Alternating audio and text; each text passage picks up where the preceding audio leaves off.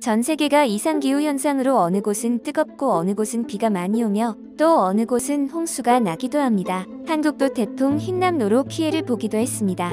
파키스탄도 전국토의 3분의 1 이물에 잠기며 국가 비상사태로 온 국민의 피해가 막심하죠. 그런데 중국은 더합니다. 유례없는 폭염으로 경제마저 파탄나기 일보 직전입니다. 큰일 났습니다. 중국이 난리가 났습니다. 안녕하세요. 오늘은 중국의 엄청난 폭염으로 인해 경제까지 박살나고 있는 상황을 알아보려 합니다. 올여름 유례없는 폭염이 닥친 중국에서 전력 피크가 사상 최고치를 경신하면서 일부 지방에서는 전력 사용 제한 조치마저 내려졌습니다. 지난달부터 중 남부지역 낮 최고 기온이 35도를 웃돌고 일부 지역은 40도를 넘어서는 불볕더위가 이어지고 있습니다. 중국 국가에너지국 전력사 허양 사장은 27일 정례 브리핑에서 이달 들어 전력 피크가 잇따라 사상 최고치를 경신해 지난 15일에는 12억 6천만 킬로와트시를 기록했다고 밝혔습니다. 이는 지난해 여름 전력 피크 11억 9,200만 킬로와트시보다 5.7% 증가한 것입니다. 지난 11일 전력 피크가 1억 킬로와트시를 넘어서며 사상 최고치를 기록한 중국 저장성에서는 전력 사용 제한 조치가 내려졌습니다. 저장성은 기업들의 심야 전기 사용 등을 통해 부하를 낮추라고 지시했으며 상업시설과 주거시설도 전기 사용을 줄이도록 해야만 했습니다. 또한 실외 온도 26도 이상 유지, 3층 이하의 엘리베이터 운행 금지, 조명과 간판 사용 시간 단축, 홍보성 조명판 사용 중단 등 전기 절약 지침도 일선에 시달됐습니다. 와 26도면 한국에서는 에어컨 안 키면 아무도 사무실에서 일을 안 할 겁니다.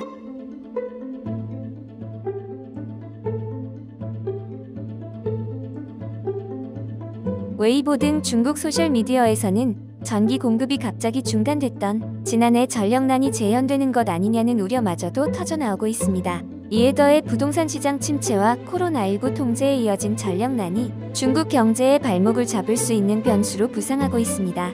광둥성의 성도 광저우에선 송전망 고장으로 곳곳에서 정전이 발생했습니다. 여러분, 광저우가 어떤 곳입니까? 세계 최고의 공장 산업지대 아닌가요? 이런 곳에서 정전이라니 상상도 할 수 없는 일이지요. 시 당국은 시민들에게 에어컨 온도를 26도 이상으로 유지해 줄 것과 최대 부하가 나오는 20에서 24시에는 고출력 전자제품 사용을 자제해달라고 당부하기도 했습니다. 상하이에선 지난 13일 1873년 관측 시작 이후 149년 만에 최고인 40.9도 기록이 나왔죠. 더 이상 방법이 없으니 시민들에게 구걸을 하고 있네요.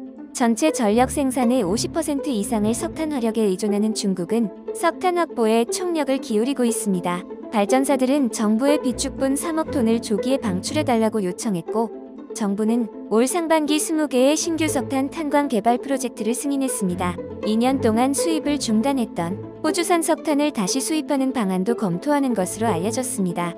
이젠 호주와 다시 친해지려고 하겠네요. 현재까지 관측값을 보면 허베이성 린슈 우현이 44.2도로 가장 높은 기온을 기록했고 허베이성 가오청과 정빙 윈난성 엔진 등의 최고 기온도 44도를 넘어섰습니다.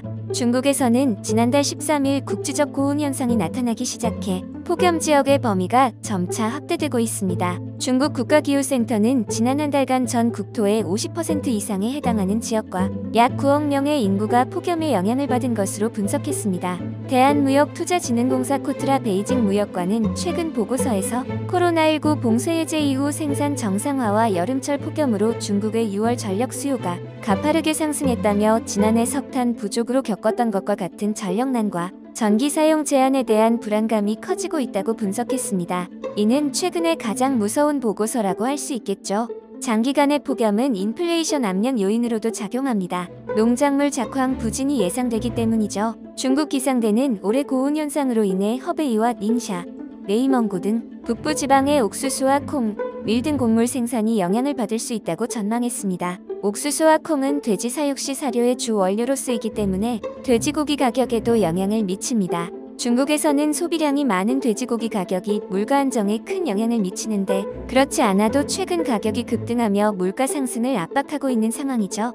중국 컨설팅 업체인 번웨이 에너지에 따르면 일부 발전소의 경우 전력 공급 재고가 버틸 수 있는 날이 며칠 안팎까지 떨어진 것으로 조사됐습니다. 올해 전력난은 지난해 말과는 상황이 다소 다르죠.